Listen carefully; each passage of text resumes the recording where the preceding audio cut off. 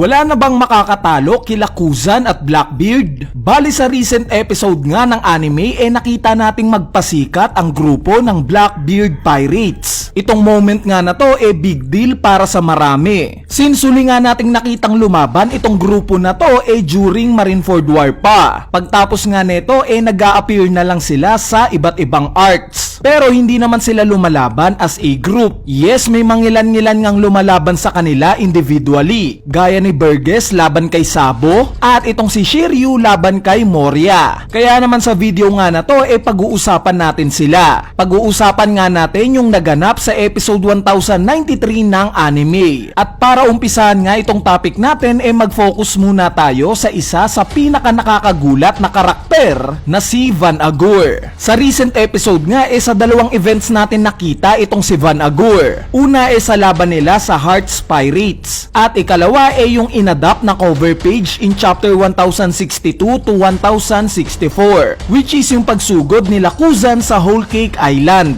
Ang kapansin-pansin nga sa karakter na itong si Van Agur napaka-cold niya. Focus nga siya at seryoso sa kung ano man ang kinikilos niya. In short parang calculated nga ang lahat ng galaw niya. Dagdag mo pa nga itong kaka-acquire pa lang niya na Devil Fruit na Warp Fruit. Masasabi nga natin na isa itong si Van Agur sa may pinakamalakas na depensa ngayon. Since kaya nga niyang i-teleport ang sarili niya pati na ang ibang tao sa kung saan man niya gustuhin. Ngayon dito na nga papasok itong si Usopp. Alam naman nating lahat na matagal nang usap-usapan itong napipintong matchup nila. So sa tanong nga kung paanong matatalo ni Usopp itong si Van Agur, ang sagot nga lang dito syempre yung Advanced Observation Haki. During Dressrosa arc nga na-awake na ni Usopp itong Basic Observation Haki. Bale ang idea nga dito bago pa makapag-teleport itong si Van Agur, malalaman na ni Usopp yung lokasyon niya gamit ang Advanced Observation Haki. Kumbaga ipipredict niya kung saan pupunta itong si Van Agur. At sa ganong way nga I'm sure na mas makakalamang siya sa laban. Pero kilala naman natin si Usopp, 'di ba? Natatalo nga niya yung mga kalaban niya sa pinaka-unconventional way. Gaya ng pagtalo niya kay Chu gamit ang alak, yung pagtalo niya kay Perona gamit itong peking martilyo, at itong pagtalo niya kay Sugar gamit yung mukha niya. Kaya naman I'm sure na sa ganitong way niya rin matatalo itong si Van Agur. Sa paraan na lahat tayo hindi natin may isip. Sa tanong nga kung kailan maa-awake ni Usopp itong advanced version ng observation hacking niya, I hope na mangyari na nga yan ngayong Elbaf arc. Anyway, ngayon mapunta naman tayo kay Kuzan. Sa recent episode nga isa itong scene na to sa pinaka nakakakilabot. Yung aura nga ni Kuzan sa scene na to yung parang may gumising sa demonyong version niya. Malamang gaya ko na-impress din kayo sa ipinakitang atake ni Kuzan kay Charlotte Cracker. Imagine guys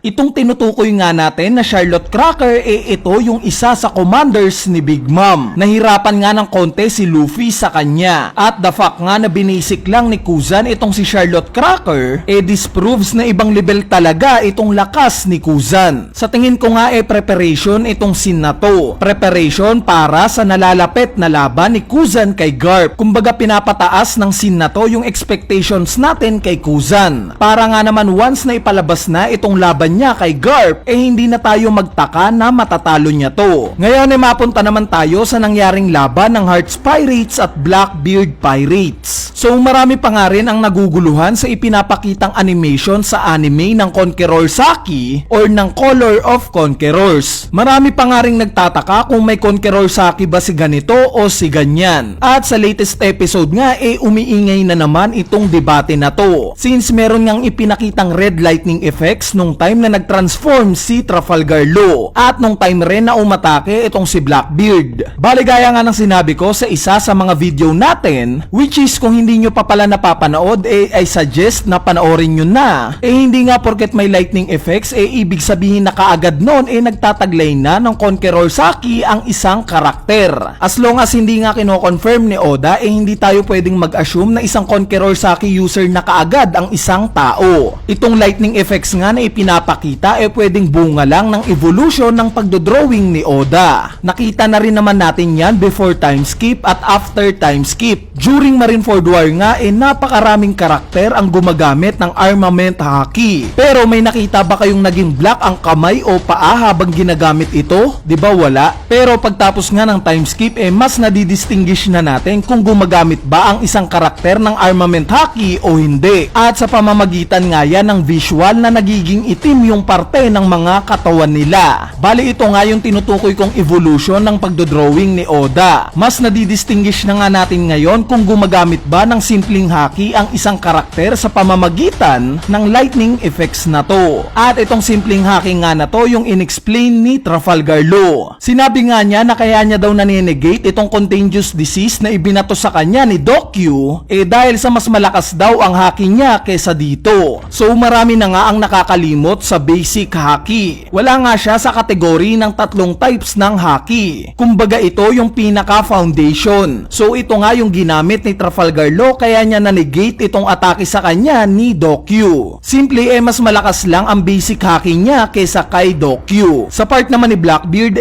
as expected nga sa current animation ng One Piece sobrang ganda nga ng ginawa nila sa effects ng atake ni Blackbeard. Yung vibes nga ng animation na to mahalin tulad ko sa atakeng ginawa ni King kay Zoro. Similar nga yung nararamdaman ko sa kanila. At speaking of vibes sa tuwing nakikita ko nga itong grupo ni Blackbeard parang sila nga yung nagpapaalala na pirate team nga pala itong One Piece. Kumbaga dahil sa napapalibutan na tayo ng mga samurai, robot, giants at kung ano-ano pa nakakalimutan nga natin na mga pirata pala sila. At si Blackbeard nga ang nagpapaalala sa atin neto. So kung sumusubaybay ka nga sa manga alam mo na yung mga mangyayari pagtapos ng episode na to. Ang magiging tanong na nga lang ngayon ano kaya ang totoong motibo ni Kuzan? Buong puso na ba siyang umalyansa sa Blackbeard Pirates? O meron siyang long-term plan na ultimo itong dati niyang teacher na si Garp nagawa pa niyang isakripisyo? Bali overall nga isang solid na episode itong episode 1093. Nabusog nga yung mata natin sa animation. Ang next na laban na nga naaabangan natin itong Eustace Kid versus Shanks na. At I'm sure na gaya ng ipinakita sa episode na to